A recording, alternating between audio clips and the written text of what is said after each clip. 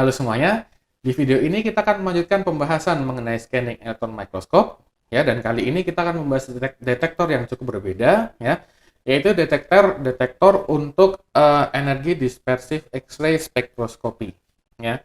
Detektor ini sering sekali dipasang bersama dengan SEM, ya, maka kita perlu melihat apa sih kegunaannya. Ya, mari kita lihat bersama-sama. Baik, jadi selama pengamatan dengan menggunakan SEM, ya, kita melihat microstructure, ya seringkali kita ingin juga melihat atau mengetahui unsur apa yang ada di permukaan sampel kita tersebut, ya. Nah, untuk mengetahui unsur ini biasanya kita bisa lakukan dengan atau kita bisa ketahui dengan metode energi dispersif X-ray spectroscopy atau spektrometri, ya. Ini bisa disingkat dengan EDS atau EDX, ya. Atau juga dengan menggunakan metode wavelength dispersif X-ray spektroskopi atau WDS, ya. Baik EDS atau WDS ini menggunakan dua detektor yang berbeda, ya, namun yang sering digunakan, ya, yang sering dipasangkan ke dalam SEM adalah detektor untuk EDS, ya, sehingga kita hanya membahas mengenai EDS saja, ya. Nah, seperti yang sudah dibahas juga di video lainnya, ya, bahwa interaksi antara elektron dengan sampel itu akan menghasilkan beberapa sinyal yang berbeda-beda, ya. Salah satu sinyal yang dihasilkan adalah karakteristik X-ray, ya. Nah, karakteristik X-ray ini bisa kita tangkap dengan menggunakan X-ray detektor, ya, kemudian diukur untuk mengetahui unsur apa saja yang ada dan berapa persentase dari unsur tersebut yang berada di permukaan sampel kita, ya.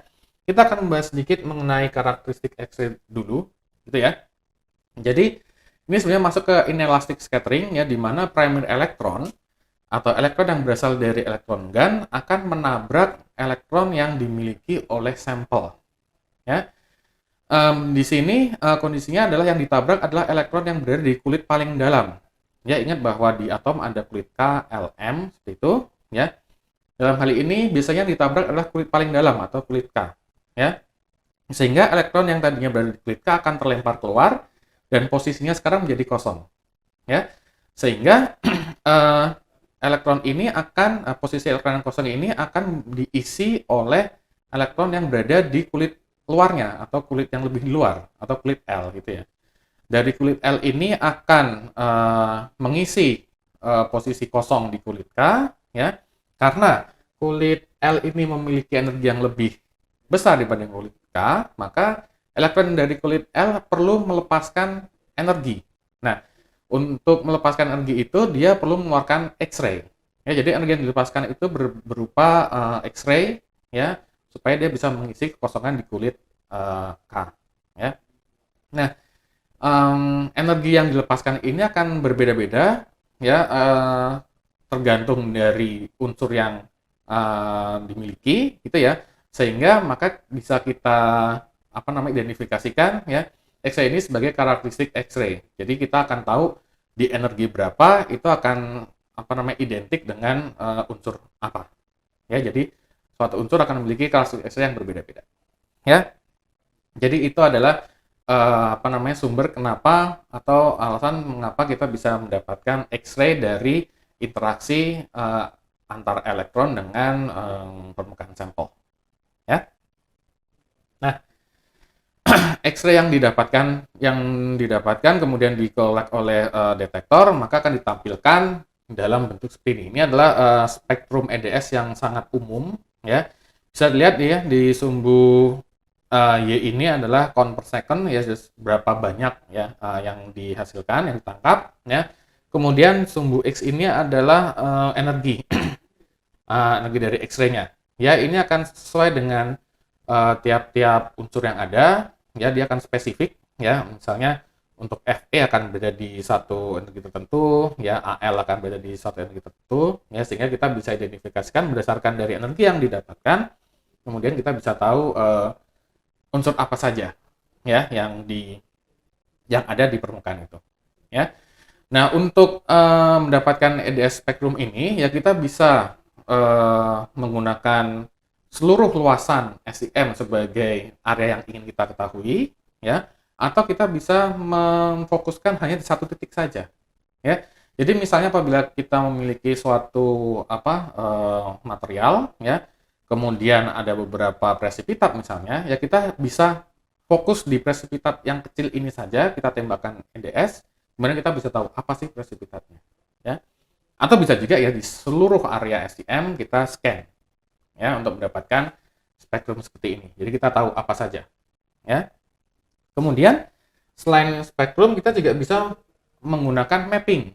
Ya, jadi apabila kita menggunakan seluruh area dari SEM untuk kita scanning EDS, ya kita bisa menggunakan metode mapping untuk mengetahui ada unsur apa saja di daerah mana saja. Ya. Jadi di sini area interest-nya adalah seluruh permukaan, kemudian kita bisa setting ya unsur-unsur apa saja yang dicurigai ada, kemudian alatnya akan men-scan dan akan menunjukkan di posisi mana saja unsur itu berada. Jadi contohnya hasilnya adalah seperti ini. Ya, di sini bisa dilihat ya di sini di sudut di sisi sebelah sini dia banyak unsur C ya, karbon ya. Kemudian di daerah sini ya ini ada banyak unsur Al-nya, di bagian sini juga ada Cr, CO ya. Kemudian ada Ni dan ada di sini adalah Zr. Ya, jadi kita bisa tahu ya secara terpisah ya unsur-unsur mana saja di area mana saja. Ya. Atau alternatifnya kita bisa gabungkan ya, kita kombinasikan semuanya menjadi suatu gambaran mapping seperti ini. Ya. Jadi ini adalah materialnya masih sama seperti tadi, hanya kita gabungkan menjadi satu. Ya, kita bisa lihat di sini ya, daerah yang banyak C, banyak karbonnya, ini kemungkinan adalah mounting. Ya. Kemudian material kita sesungguhnya ini ada Al, ada Ni dan lain sebagainya yang dilapis dengan Zr sini. Ya.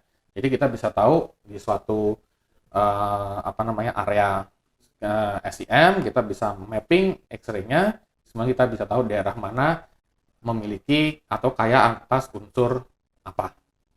Ya.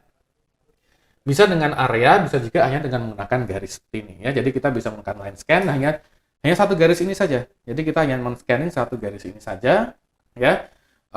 Untuk kita dapatkan unsur-unsur apa saja yang ada di sepanjang garis ini. Ya, ini biasanya digunakan untuk melihat apabila ada presipitat atau ada lapisan ya, atau kita ingin melihat apa yang ada di grain boundaries gitu. Ya, ini sangat tergantung dari aplikasinya. Ya, jadi bisa area, bisa point, ya, bisa garis, ya, bahkan bisa mapping seperti tadi. Ya, baik.